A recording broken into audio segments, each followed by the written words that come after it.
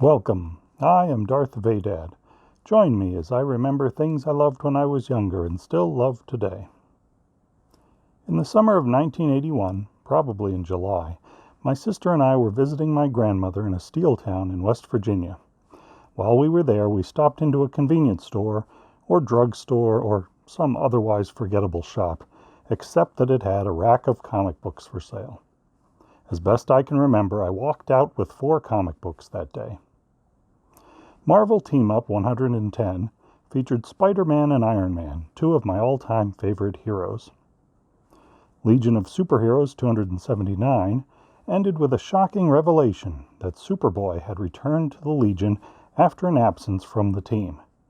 He seemed to have Ultra Boy's memories and disguised himself as a redhead named Reflecto, which was just one element of a more complicated storyline I didn't have the rest of.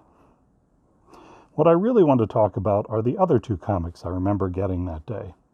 Justice League of America issues 194 and 195, written by Jerry Conway, with art by George Perez and John Beatty. Like many other kids, I knew several of DC's characters from the Super Friends cartoons, but these were the first Justice League comics I remember owning. Issue 194 was a self-contained story called Destiny is a Stacked Deck. In an era when comic book covers were more representative of the action inside, rather than today's often disconnected portraits, the issue's cover makes it clear which heroes are involved and that they are facing tarot cards come to life.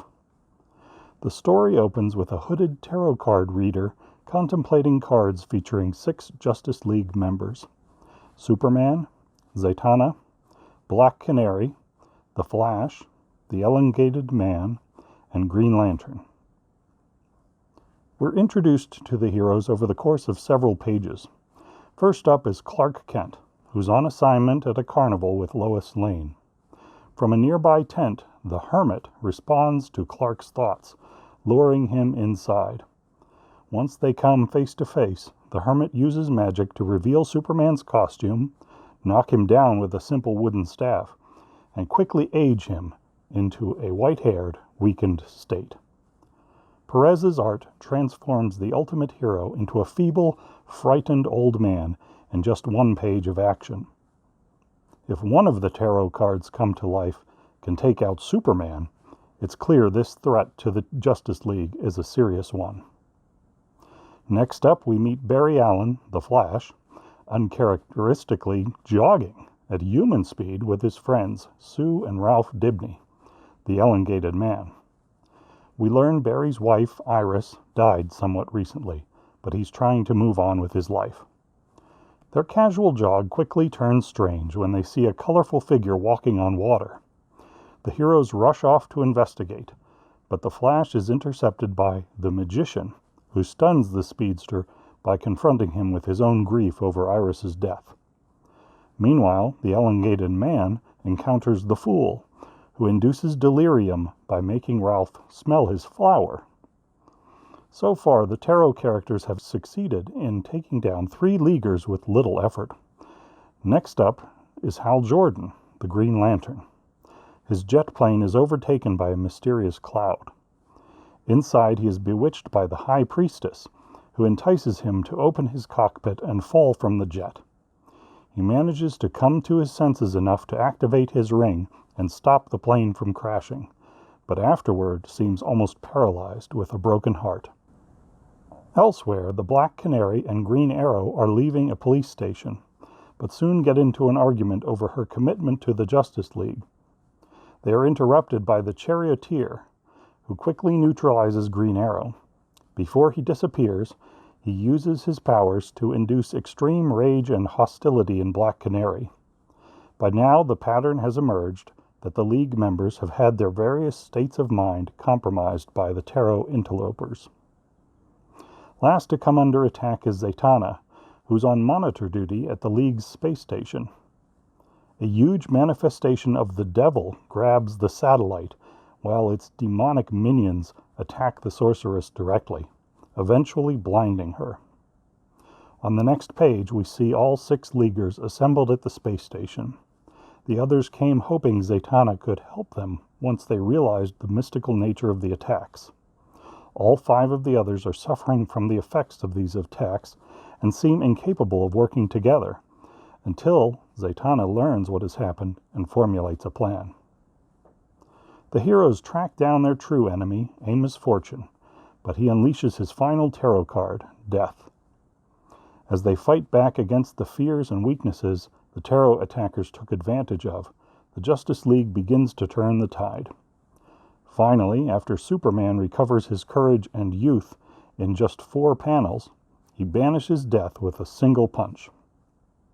In the end, Amos Fortune tries to escape into one of his cards, but ends up locked in an eternal fall from the tower, a card he wasn't prepared for. Though defying their fears and death is what ultimately saves the League, the story is an engaging journey into the private battles each hero faces every day, not against supervillains, but against their own internal demons and doubts. Issue 195 begins a longer story, but until recently I had only read the first part. The ultra-humanite gathers several villains from Earth 1 and Earth 2 in an attempt to banish 5 members of the Justice League and 5 members of the Justice Society to some sort of limbo, which will result in all of one world's heroes ceasing to exist. As with many villain team-ups, the bad guys win at first by taking their targets by surprise and picking them off one by one, much like what happened in issue 194. But what ultimately undermines their success is their own infighting, as the Earth 1 villains realized they were being used by their Earth 2 allies. Beyond the incomplete story, what really struck me about this issue was the idea of 2 Earths and 2 groups of heroes, some of whom were duplicated in some form on the alternate worlds. I had never been exposed to the Justice Society before, but the scene in the issue where the 2 groups meet for a party was an eye-opener. Even more engaging was the beautiful 2-page pin-up portrait of both supergroups by George Perez. Though I wasn't yet familiar with Justice League heroes like Martian Manhunter, Red Tornado, and Firestorm, the Justice Society was what really caught my interest. There was a grown-up Robin, alternate versions of Wonder Woman, Superman, Green Lantern, Flash, and Hawkman, plus characters I couldn't even put names to, like Dr. Fate and Hourman. They were all intriguing, but it would be years before I learned more about this old team of heroes that was completely new to me. Some other details I find interesting now that I look back on them were right there on the cover of the book. For one, the price had gone up from 50 cents for issue 194 to 60 cents for 195. Then there was the lineup of heroes being crossed out on the cover. It wasn't until much later that I saw the iconic John Byrne Uncanny X-Men issue 141 cover depicting a future where Wolverine and Kitty Pryde stand in front of a wanted poster. On it, most of their teammates are marked as slain or apprehended. I have to wonder if George Perez was inspired by this image, which came out earlier in the year, or if his Justice League cover was similar just by coincidence. Even though I went on to buy many more Marvel comics than DC titles over the years, these Justice League issues from that summer of 1981 gave me a glimpse into a universe that was much more varied and interesting than those old Super Friends cartoons ever were. Do you have a favorite classic Justice League story? Go ahead and share yours in the comments below. If you enjoyed this trip down memory lane, tap the like button and subscribe for more Darth Vadad videos, or consider joining my Patreon page at www.patreon.com/DarthVadad.